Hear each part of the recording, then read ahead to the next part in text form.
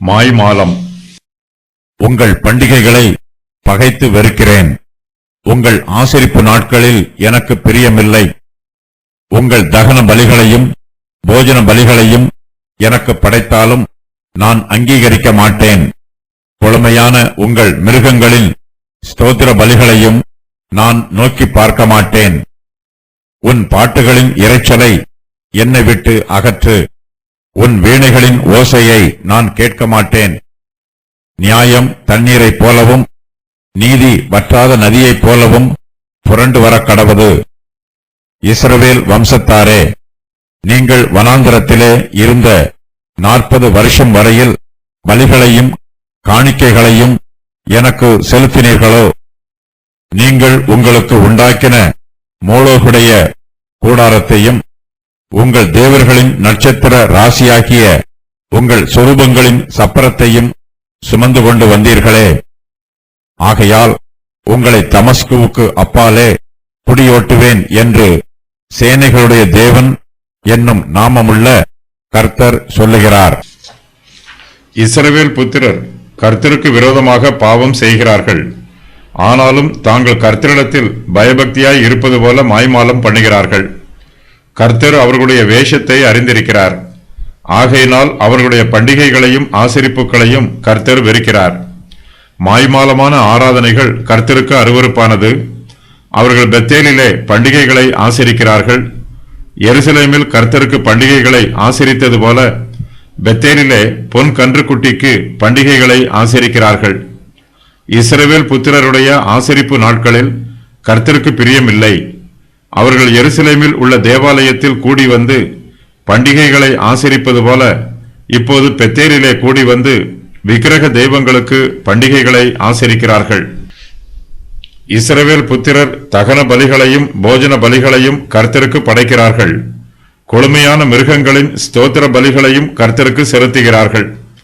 கர்த்தரிடத்தில் இருந்து நன்மைகளை பெற்றுக் கொண்டதற்கு அடையாளமாக இஸ்ரவேல் புத்திரர் ஸ்தோத்திர பலிகளை செலுத்த வேண்டும்.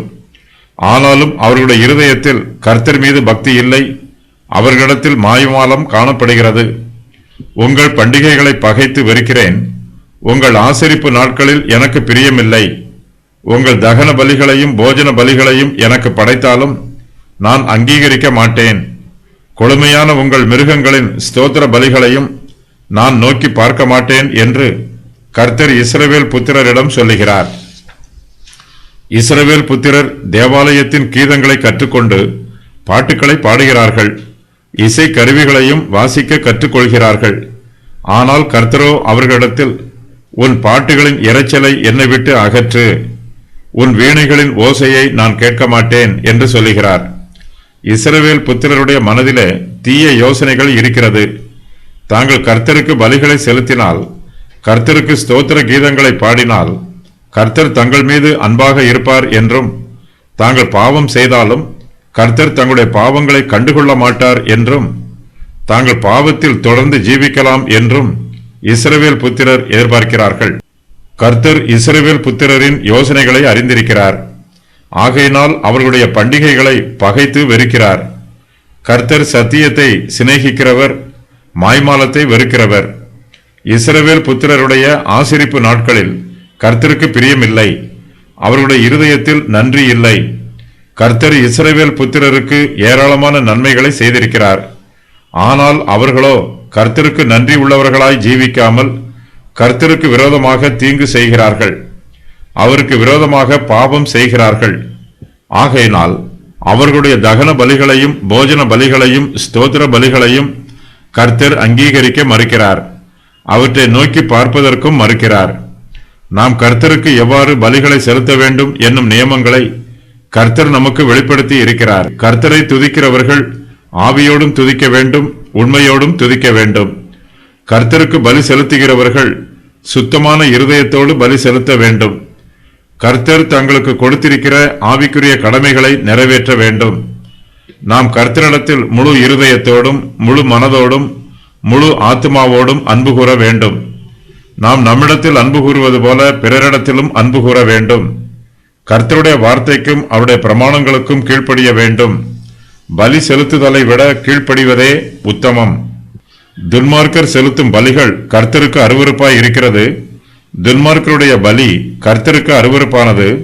செம்மையானவர்களின் ஜெபமோ அவருக்கு பிரியம். நீதிமொழிகள் 15:8. பலி செலுத்துகிறவர்களின் இருதயத்தில் நீதியும் நியாயமும் நிரம்பி இருக்க வேண்டும். நியாயம் தண்ணீரைப் போலவும் நீதி வற்றாத நதியைப் போலவும் புரண்டு வர கடவது என்று கர்த்தர் சொல்லுகிறார். நீதியும் நியாயமும் இல்லாமல் செலுத்துகிற பலிகளை கர்த்தர் அங்கீகரிக்க மாட்டார். இஸ்ரவேல் புத்திரர் மத்தியில் பொதுவான மனம் திரும்புதல் காணப்பட வேண்டும். அவர்கள் தங்களுடைய பாவங்களை விட்டு விலகி நீதியை பின்பற்ற வேண்டும். அவர்களுடைய இருதயங்கள் பரிசுத்தமாக்கப்பட்டு புதுப்பிக்கப்பட வேண்டும். கர்த்தருடைய நீதியும் அவருடைய நியாயமும் இஸ்ரவேல் புத்திரரை ஆளுகை செய்ய வேண்டும். இஸ்ரவேல் ஜனங்கள் தங்கள் நிலத்திற்கு தண்ணீர் பாய்ச்சுவது போல தங்களுடைய ஜீவியத்திலே கர்த்தருடைய நியாயத்தை தண்ணீரை போல பாய்ச்ச வேண்டும். அவர்களுடைய ஜீவியங்களில் நீதி வற்றாத நதியைப் போல புரண்டு வர வேண்டும். நதி பிரவாகித்து ஓடும். ஓடுகிற நதி இரு கரைகளையும் தொட்டுக்கொண்டு ஓடும். நதியின் அகலம் விஸ்தாரமாய் இருக்கும். இஸ்ரவேல் புத்திரருடைய ஜீவியங்களில் அவர்களுடைய நீதி புரண்டு ஓடுகிற வற்றாத நதியைப் போல பலமுள்ளதாய் இருக்க வேண்டும். இஸ்ரவேல் புத்திரர் வழக்குகளை விசாரிக்கும் போது அதை நீதியாகவும் நியாயமாகவும் விசாரிக்க வேண்டும். நீதியான தீர்ப்புகளை சொல்ல வேண்டும். பரிதானம் வாங்கி நீதியை புரட்டிவிடக்கூடாது. வற்றாத நதியின் தண்ணீர் சுத்தமாயிருக்கும். அது தெளிவாயிருக்கும். அதுபோலவே இஸ்ரவேல் புத்திரரின் மனச்சாட்சி சுத்த மனச்சாட்சியாய் இருக்க வேண்டும். அவர்களுடைய மனச்சாட்சியில் பொய், பித்தலாட்டம், மாய்மாலம், அநீதி, அநியாயம் ஆகிய அசுத்தங்கள் கலந்திருக்க கூடாது. அவர்களுடைய நீதி வற்றாத நதியைப் போல புரண்டு வர வேண்டும். கர்த்தர் நீதியின் பிரமாணத்திற்கு முக்கியத்துவம் கொடுப்பது போல பலிகளின் பிரமாணத்திற்கு முக்கியத்துவம் கொடுக்கவில்லை.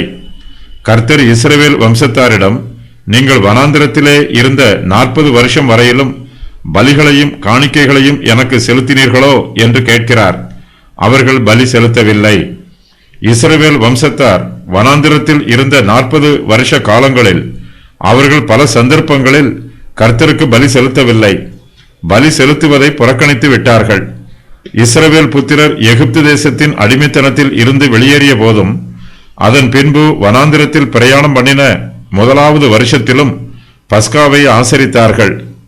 இஸ்ரவேல் புத்திரருடைய வனாந்திர பிரயாணத்தின் 2ஆம் வருஷத்திற்கு பின்பில் இருந்து அவர்கள் கானான் தேசத்திற்குள் பிரவேசிக்கும் காலம் வரையிலும் அவர்கள் பஸ்காவை ஆசரிக்கவே இல்லை. இஸ்ரவேல் புத்திரர் தமக்கு பலிகளை செலுத்தவில்லை என்பதற்காகவோ அவர்கள் பஸ்காவை ஆசரிக்கவில்லை என்பதற்காகவோ கர்த்தர் அவர்கள் மீது குற்றம் சொல்லவும் இல்லை, அவர்கள் மீது கோபப்படவும் இல்லை. கர்த்தர் தம்முடைய அன்பையும் ஆதரவையும் பாதுகாப்பையும் பராமரிப்பையும் இஸ்ரவேல் புத்திரருக்கு தொடர்ந்து கொடுத்து கொண்டே வந்தார். ஆனாலும் கர்த்தருடைய ஜனம் வனாந்திரத்தில் பிரயாணம் பண்ணிய காலத்தில் அவர்கள் அவிசுவாசத்தோடு கர்த்தருக்கு விரோதமாக முறுமுறுத்தார்கள். அப்போது கர்த்தர் அவர்கள் மீது கோபப்பட்டார்.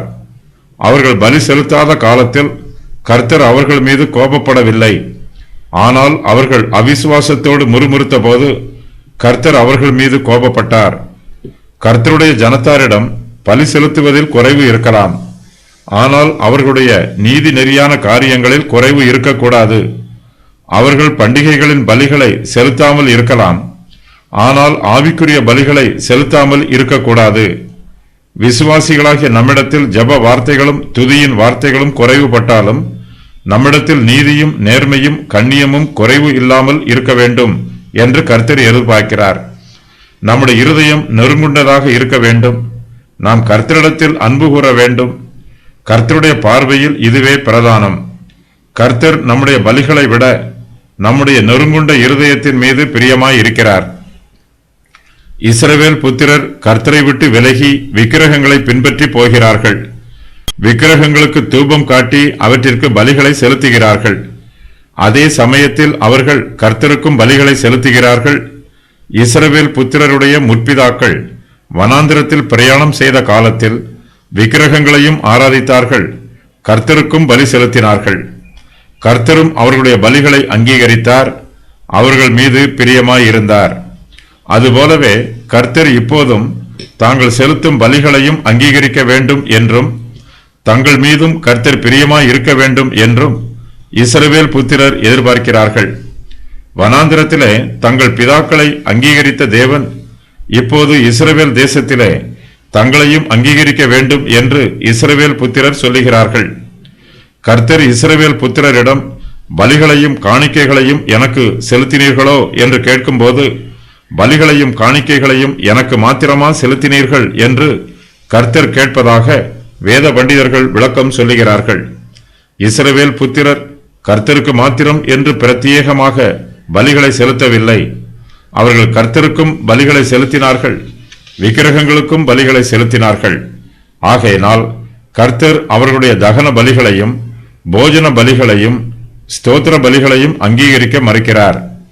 கர்த்தர் இஸ்ரவேல் புத்திரரிடம், நீங்கள் உங்களுக்கு உண்டாக்கின மோளேகுடைய கூடாரத்தையும் உங்கள் தேவர்களின் நட்சத்திர ராசியாகிய உங்கள் சொரூபங்களின் சப்பரத்தையும் சுமந்து கொண்டு வந்தீர்களே என்றும் சொல்லுகிறார். மோளேகு பிரஜாதியாரின் தெய்வம். இஸ்ரவேல் புத்திரர் மோளேகை ஒரு சப்பரத்தில் வைத்து தெரு தெருவாக சுற்றி கொண்டு வருவார்கள். மோளேகு ஒருவேளை சூரியனை குறிக்கலாம்.